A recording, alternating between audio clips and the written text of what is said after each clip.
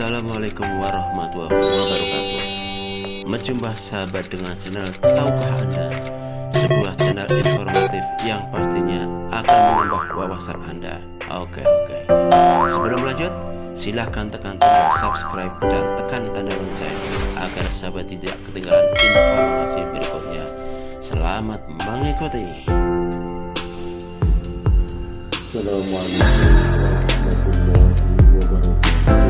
A'udzu billahi minasyaitonir rajim. Wa ma mana'ahum an tuqbala minhum nafaqatuhum illa annahum kafaru billahi wa birasulihi wa la yatuna as-salata illa wa hum kusala wa la ينفقون إلا وهم كارهون فلا تعجبك أموالهم ولا أولادهم إنما يريد الله ليعذبهم بها في الحياة الدنيا وتزهق أنفسهم وهم كافرون إنما يريد الله ليعذبهم بها في الحياة الدنيا وتزهق أنفسهم وهم كافرون. Dan tidak ada yang menghalangi mereka untuk diterima dari mereka nafkah-nafkahnya, melainkan karena mereka kafir kepada Allah dan Rasul-Nya, dan mereka tidak mengerjakan sholat melainkan dengan malas, dan tidak pula menafkahkan harta mereka melainkan dengan rasa enggan. Maka janganlah harta benda dan anak-anak mereka menarik hatimu. Sesungguhnya Allah menghendaki dengan memberi harta benda dan anak-anak itu untuk menyiksa mereka dalam kehidupan dunia, dan kelak akan melayang nyawa mereka sedang mereka dalam keadaan kafir. Al-Quran Surah At-Taubah ayat 54-55.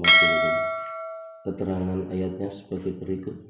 Pada permulaan Islam, yang menyebabkan ditolaknya sedekah selain kekufuran adalah bermalas-malasan mengerjakan sholat dan bersedekah dengan hati yang terpaksa. Berkenaan dengan sholat telah dibicarakan dalam risalah Sholat Susunan Hamba yang Hina ini. Di dalamnya disebutkan bahwa Rasulullah SAW bersabda, dalam Islam tidak ada bagian bagi orang yang tidak mengerjakan sholat. Tidak ada agama bagi orang yang tidak sholat. Sholat adalah sesuatu yang sangat penting bagi manusia, sebagaimana pentingnya kepala bagi badan manusia. Rasulullah SAW bersabda, barang siapa mengerjakan sholat dengan khusyuk dan khudu yang sempurna, sholat itu akan naik dengan bercahaya sambil mendoakan orang yang mengerjakannya. Dan barang siapa mengerjakannya dengan cara yang buruk, sholat itu akan naik dalam keadaan buruk dan hitam sambil mendoakan keburukan bagi orang yang mengerjakannya. Semoga Allah membinasakanmu sebagaimana kamu telah membinasakanku. Dan sholat seperti itu akan dilemparkan ke muka orang yang sholat dengan dilipat seperti kain usang. Dalam sebuah hadis disebutkan bahwa Nabi SAW bersabda, pada hari kiamat yang pertama kali akan dihisab adalah sholat. Jika sholat itu baik, maka amalnya yang lain akan baik. Dalam hadis lain disebutkan, jika sholatnya diterima, maka amalan lain juga akan diterima.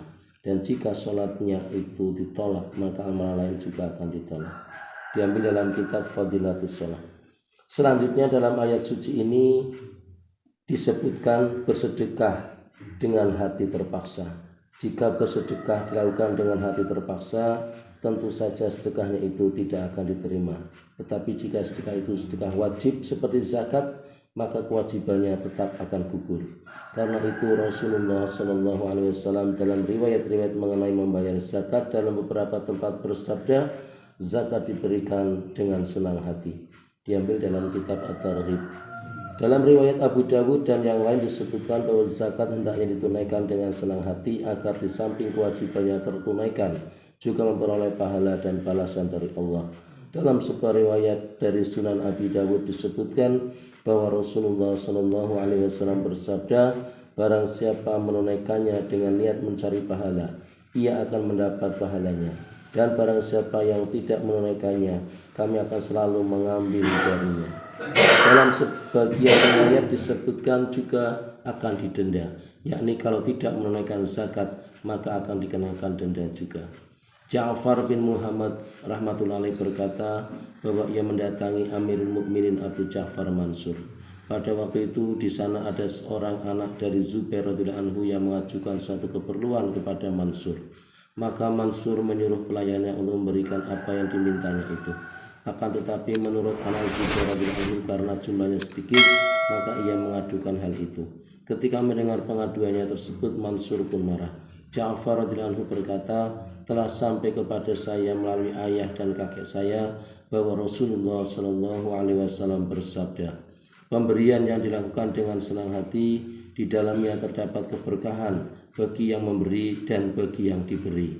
Begitu mendengar hadis itu, Mansur rahmatullahi berkata, demi Allah, pada waktu memberi saya tidak senang, tetapi setelah mendengar hadis tersebut, tumbuhlah dalam hatiku perasaan senang.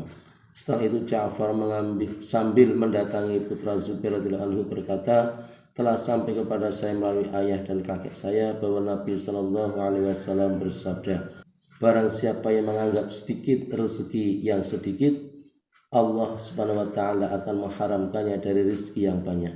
Putra Zubair radhiyallahu anhu berkata, demi Allah, menurutku pemberian ini tadinya sedikit. Setelah mendengar hadis tersebut darimu, saya menganggap bahwa pemberian itu adalah banyak. Tentu bersama dengan doa kafaratul majlis. Subhanallah wa bihamdihi, subhanakallahumma wa bihamdika, asyhadu an la ilaha illa anta, astaghfiruka wa atubu ilaik. Assalamualaikum warahmatullahi wabarakatuh.